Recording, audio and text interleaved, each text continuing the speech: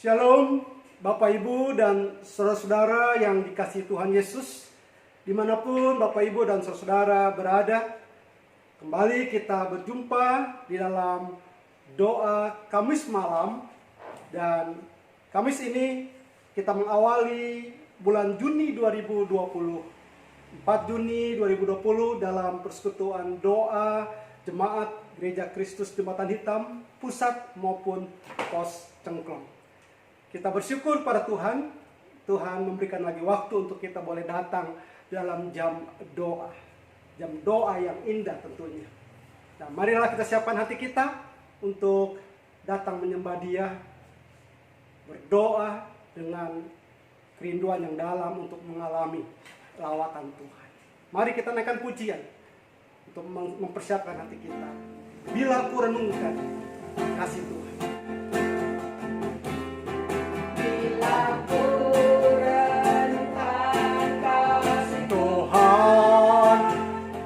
Yang telah menyelamatkan diriku, kalau salib berarti tanggungnya,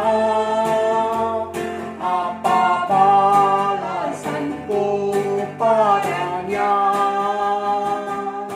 Seperti Yesus mengasihi hidupku, ku mau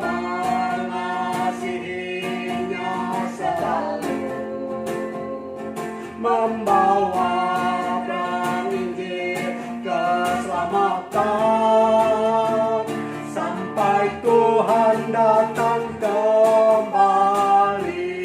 Katakan, oh bukan pada harta yang fana, harta yang fana, sukacita itu bertumbuh,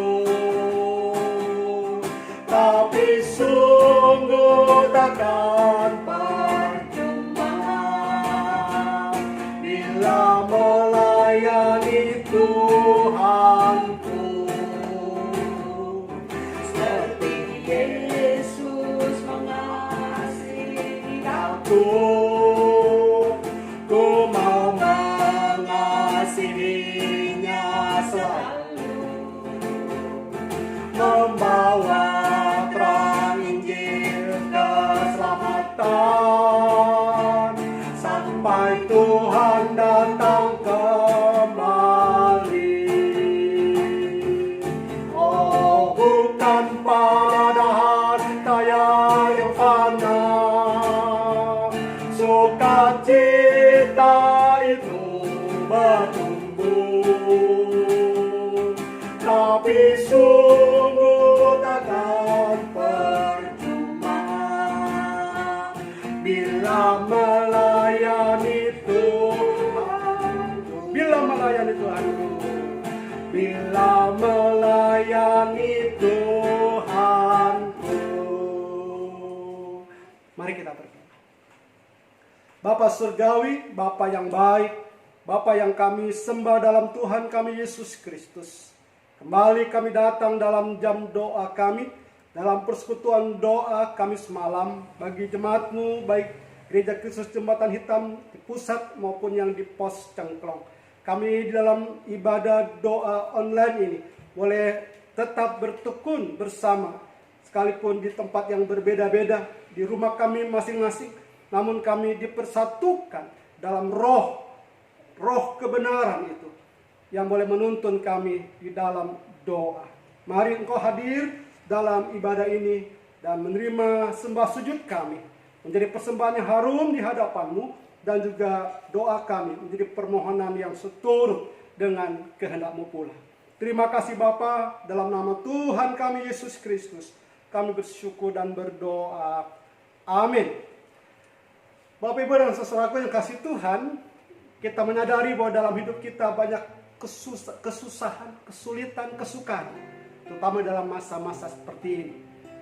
Kita membutuhkan seorang sobat, seorang sahabat yang setia di dalam hidup kita. Dan dialah Tuhan kita, Yesus Kristus. Di dalam hidupku ada sobat setia. Dia adalah Yesus.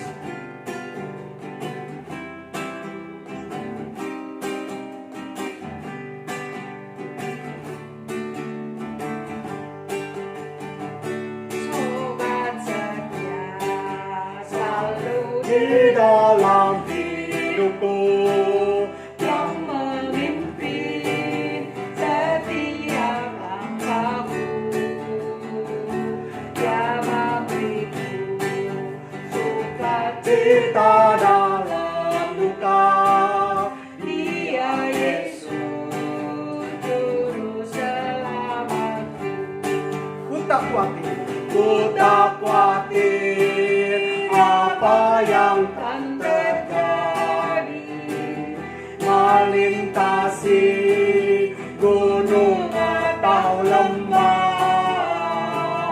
karena ku tahu Tuhan ada bersamaku. memimpinku sepanjang hidupku. Sekarang ku dapat harap Dan selamat penuh sejak Yesus menjadi milikku. Kepadanya ku serahkan dan hidupku penuh. memberiku iman, harap dan kasih. Ku tak khawatir apa yang akan terjadi melintasi gunung atau lembah, Karena ku tahu Tuhan ada bersamaku. memimpinku sepanjang hidupku.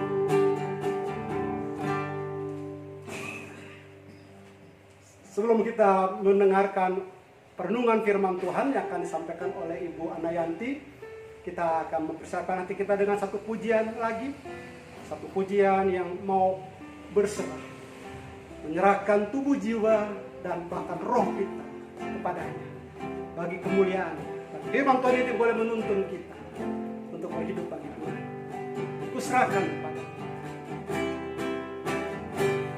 tubuh, jiwa, dan Rohku padamu serahkan bagi kemuliaanmu. pakailah hidupku.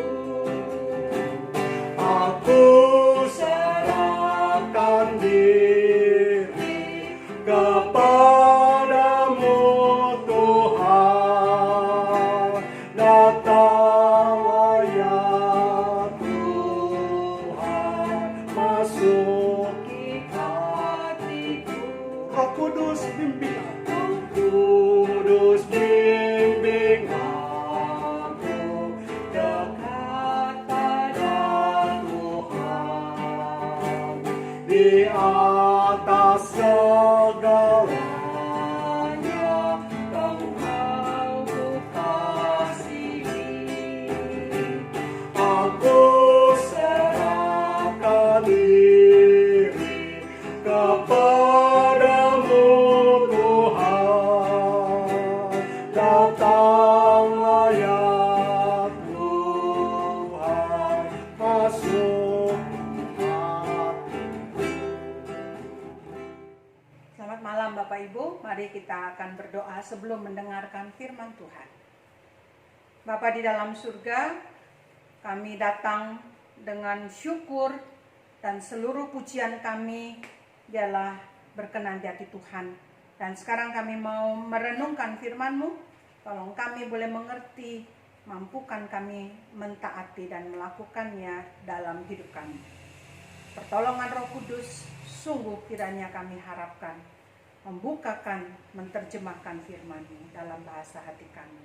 Dalam nama Tuhan Yesus kami berdoa. Amin. Pembacaan firman Tuhan pada malam hari ini terambil dari kitab Ratapan pasal 4 ayat 17 sampai 22. Saya akan membacakannya perlahan-lahan buat kita semua. Ratapan 4 ayat 17 sampai 22, demikian bunyi firman Tuhan. Selalu mata kami merindukan pertolongan, tetapi sia-sia.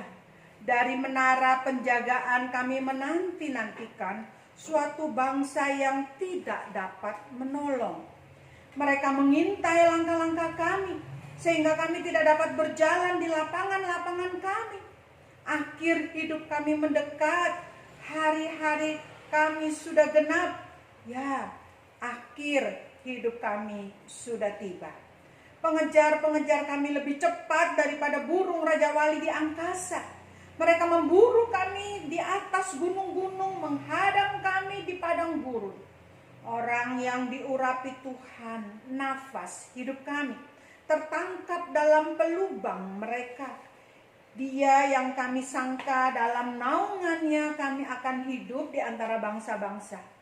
Bergembiralah dan bersukacitalah, hai putri Edom, engkau yang mendiami tanah Uz, juga kepadamu piala akan sampai. Engkau akan menjadi mabuk lalu menelanjangi dirimu. Telah hapus kesalahanmu, putri Sion.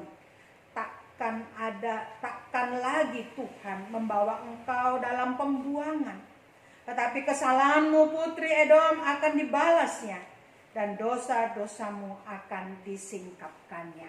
Demikian jauh pembacaan firman Tuhan.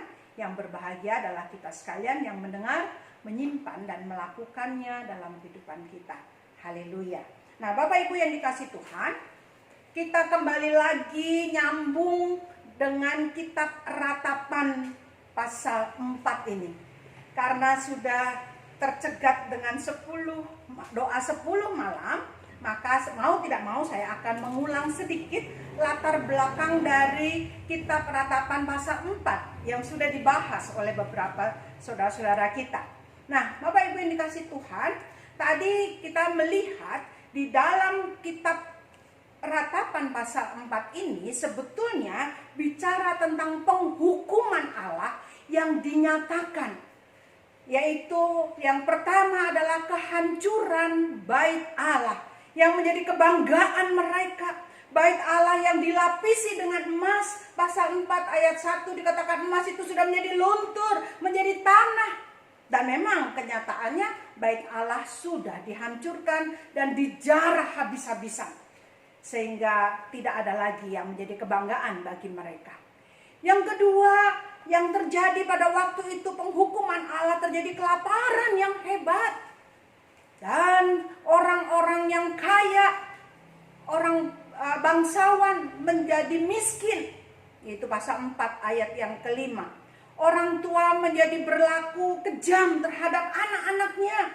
Mereka berani, mereka rela mengorbankan, membunuh anaknya sendiri untuk menjadi santapan mereka. Lalu imam-imam dan nabi tidak lagi dihormati, yaitu pasal 4 ayat 14 sampai 15. Kenapa?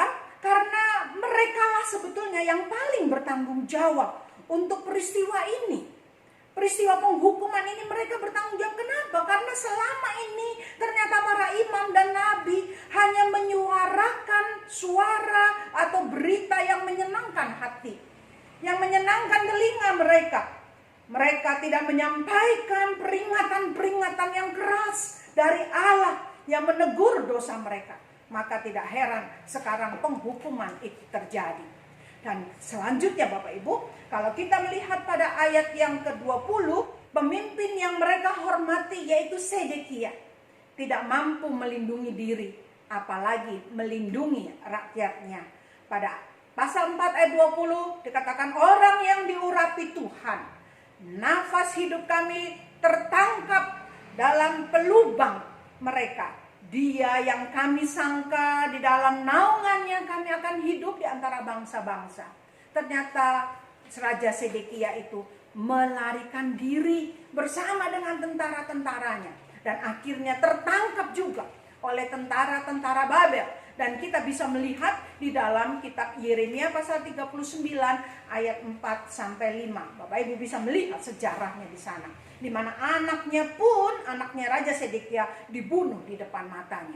Nah, Bapak Ibu yang dikasih Tuhan, itulah yang terjadi, penghukuman Allah kepada bangsa Israel. Lalu bagaimana sikap mereka Bapak Ibu? sikap mereka pada pasal 4 ayat 17, ternyata mereka mencari pertolongan dari bangsa lain, yaitu bangsa Mesir. Maka ayat 14 dikatakan, selalu mata kami merindukan pertolongan, tetapi sia-sia. Dari menara penjaga kami menanti-nantikan suatu bangsa yang tak dapat menolong. Jadi rupanya mereka masih mengharapkan bangsa lain untuk menolong mereka. Tetapi sia-sia.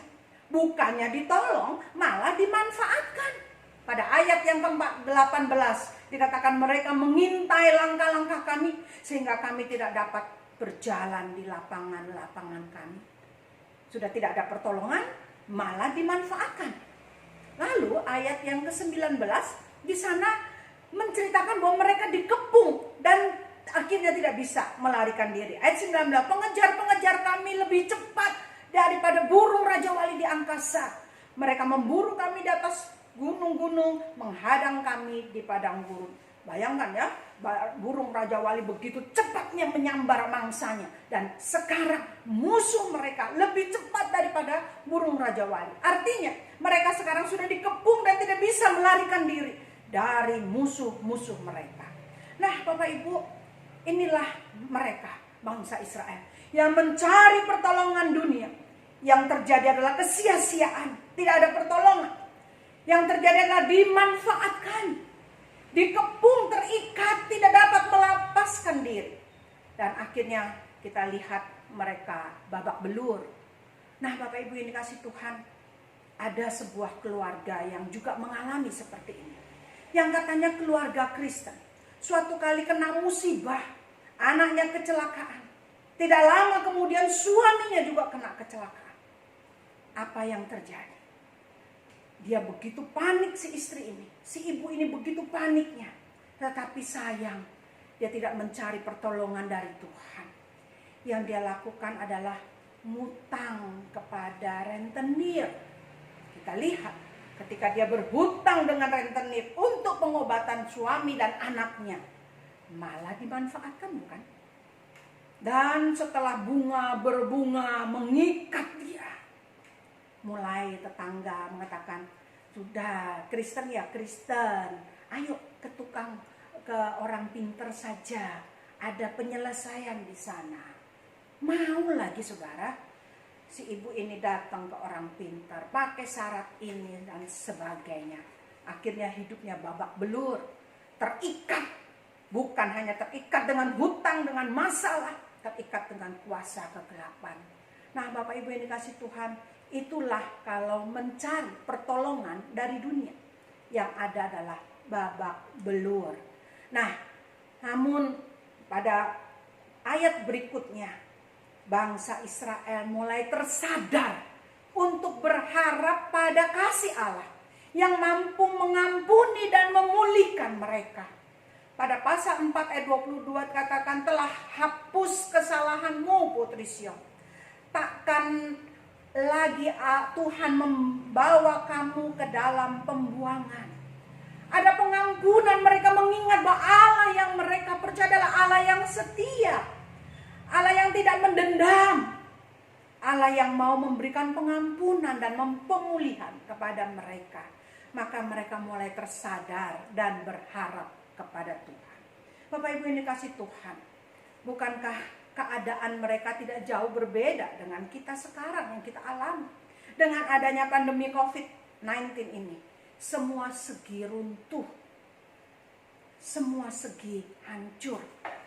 Kita dirumahkan, perekonomian sudah memburuk, dan sebagainya. Pertanyaannya adalah, siapa yang menjadi andalan saudara dan saya? Kalau kita masih mengandalkan kekuatan diri, masih mengandalkan kekuatan dunia ini, pertolongan dunia ini, maka yang kita temui adalah babak belur. Tapi biarlah andalan kita adalah Kristus. Kristus yang menang itu. Apa arti nama Kristus, Bapak Ibu? Arti nama Kristus adalah yang diurapi. Yang diurapi sama seperti Raja Sedekia juga mengalami diurapi. Tetapi Kristus berbeda dengan Sedekia. Kalau Sedekia menghadapi masalah mereka, dia melarikan diri, menyelamatkan diri. Tetapi Kristus yang diurapi itu menyerahkan diri bagi umatnya, bagi saudara dan saya. Dan Kristus yang diurapi itu mampu memberikan pengampunan dan pemulihan di dalam kehidupan kita. Nah, Bapak Ibu yang dikasih Tuhan, inilah Kristus yang kita percaya, yang patut kita andalkan. Kalau keselamatan dan pemulihan terhadap hubungan kita kepada Allah Dia sudah berikan, apalagi Kristus pasti juga mampu memulihkan dan menjaga, memelihara kehidupan kita. Maukah kita mengandalkan Dia dalam hidup kita? Ataukah kita mau mengandalkan dunia yang akhirnya membawa kita kepada babak belur? Kiranya Tuhan berkati kita sekalian. Sebelum kita memasuki doa, mari kita nyanyikan Roh Kudus bimbing aku. Roh Kudus bimbing aku dekat pada Tuhan, di atas segalanya Engkau ku kasihi. Aku serahkan diri kepadamu Tuhan, datang yang dapat masuk di hatiku. Mari kita akan bersyukur terhadap pemeliharaan, penyertaan Tuhan kepada setiap kita, keluarga kita, jemaat kita, dan bangsa kita. Mari kita hanya bersyukur kepada Tuhan. Bapa di dalam surga, kami sungguh bersyukur untuk pimpinan dan penyertaan-Mu, pemeliharaanmu yang begitu nyata di dalam kehidupan setiap kami. Walaupun harus mengalami masalah COVID-19, tapi kami boleh melihat tangan kasih Tuhan yang terus memelihara dan menyertai keluarga setiap jemaat-Mu. Terima kasih untuk berkat-berkat yang senantiasa tercurah untuk kelangsungan hidup kami. Terima kasih kekuatan kesehatan yang Engkau berikan. Terima kasih untuk persekutuan di antara jemaat-Mu Tuhan. Kami walaupun dengan online kami boleh terus diikat dengan kasih-Mu. Kami juga bersyukur untuk bangsa dan negara ini, Tuhan yang terus mengendalikan negeri ini. Kami bersyukur Tuhan untuk pemimpin-pemimpin negeri ini yang Tuhan sudah berikan hikmat untuk mengatur dan menyelenggarakan negeri ini. Terima kasih Tuhan. Dalam nama Tuhan Yesus kami bersyukur dan berdoa. Yang kedua, kita berdoa bagi jemaat Tuhan supaya memiliki pertumbuhan iman dan Tuhan mencukupi kebutuhan mereka, dan lebih lagi adalah untuk kesehatan mereka. Mari kita berdoa. Bapa di dalam surga, kami juga bersama-sama berdoa bagi jemaat-Mu Tuhan. Di dalam Kau juga menolong mereka melalui ibadah-ibadah online, baik ibadah minggu maupun persekutuan doa, boleh membangkitkan mereka, menggairahkan jemaat-Mu, sehingga mereka boleh semakin hari semakin mengasihi Tuhan. Mereka boleh bertumbuh akan iman mereka dan pengenalan mereka kepada Tuhan. Berkati ya Tuhan jemaat-Mu. Berkati mereka di dalam pergumulan masalah ekonomi yang dirumahkan. Kiranya Engkau juga menolong, memberikan jalan keluar yang terbaik bagi mereka. Engkau cukupi kebutuhan mereka. Engkau sediakan apa yang mereka butuhkan. Bapa Surgawi, kami juga berdoa, berikan kekuatan kesehatan bagi jemaat, sehingga mampu melanjutkan kehidupan ini. Tuhan, kami mengingat untuk Pak Hindra di dalam kelemahan tubuhnya, Tuhan juga menjamah dan menyembuhkan. Dan saudara-saudara kami yang lain mungkin juga mengalami kelemahan tubuh, biarlah kami memohon belas kasihan, menjamah dan menyembuhkan mereka. Terima kasih Bapa, dalam nama-Mu kami berdoa. Amin. Selanjutnya kita berdoa untuk PAUD Cahaya Kasih. Kita doakan pada pertengahan Juni ini kita akan kembali aktif. Kita doakan juga untuk murid-murid, baik murid yang lama maupun murid yang baru, dan kita berdoa untuk orang tua asuh dan donatur. Mari kita berdoa. Bapa di surga, kami serahkan juga untuk PAUD Cahaya Kasih. Kami hanya bisa menyerahkan ke dalam tangan-Mu. Ini adalah pekerjaanmu Tuhan. Engkau yang berkarya, kiranya Engkau juga menolong. Jika Tuhan berkenan, biarlah pertengahan Juni kami boleh kembali aktif. Kiranya Engkau menjaga, melindungi, dijauhkan dari sakit penyakit. Dan kembali kami boleh menjadi berkat bagi anak-anak. Bapa Surgawi, kami berdoa bagi murid-murid yang lama, berikan kegairahan, kesukaan mereka untuk belajar bersama dengan kami. Demikian juga dengan murid-murid baru, Tuhan juga menolong mereka, memberikan kedewasaan, tidak rewel, tidak takut, dan mempunyai kesukaan untuk belajar bersama dengan kami. Dan kami masih membutuhkan satu kelas lagi Tuhan. Kiranya Engkau mengirim murid-murid yang baru untuk boleh bergabung bersama kami. Bapa di surga, kami juga mengingat untuk para donatur dan orang tua asuh yang begitu setia mendukung pelayanan ini. Tuhan yang sediakan mereka, Tuhan juga yang memberkati mereka. Berkati keluarga mereka, berkati usaha mereka. Dan mereka bukan hanya menyalurkan dana, menyalurkan uang mereka, tapi mereka juga menyerahkan seluruh hidup mereka untuk dipakai Tuhan. Terima kasih Bapa, di dalam nama-Mu kami berdoa. Terakhir kita berdoa untuk bangsa dan negara kita. Kita doakan untuk para pemimpin negeri ini. Kita juga berdoa untuk memasuki new normal, keamanan dan perekonomian negeri ini. Mari kita berdoa. Bapa di surga, kami akhirnya berdoa bagi pemimpin-pemimpin negeri ini Tuhan. Baik dari presiden sampai ke jajaran yang paling rendah, kiranya Engkau memberkati mereka. Berikan hati yang takut akan Tuhan. Berikan hikmat sehingga mereka boleh menata negeri ini, mengatur negeri ini dengan hikmat yang daripada Tuhan. Berkati rakyat Indonesia supaya mereka juga mematuhi apa yang sudah disarankan oleh pemerintah demi memutuskan mata rantai COVID. Bapa di surga, kiranya Engkau berkenan mengangkat wabah ini dari negeri ini ya Tuhan, sehingga kami boleh kembali beraktivitas. Kami juga berdoa untuk memasuki new normal. Tuhan, dijauhkan dari hal-hal yang kami takutkan.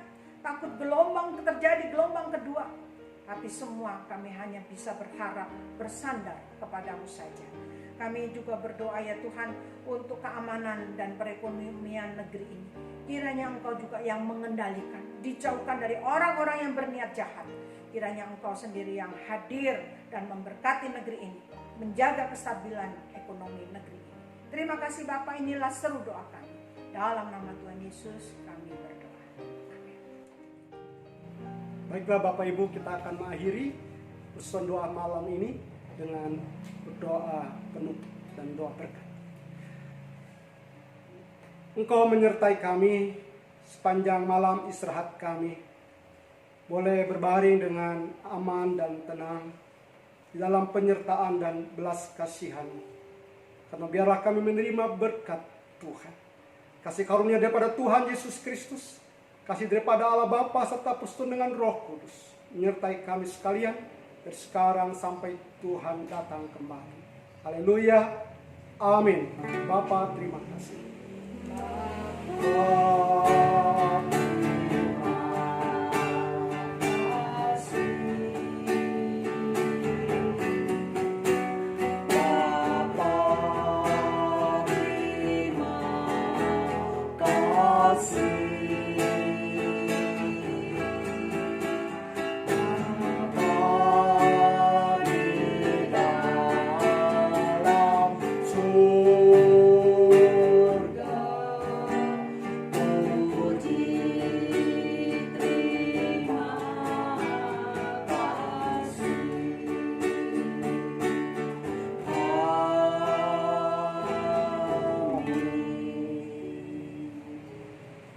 Selamat malam, Tuhan Yesus memberkati.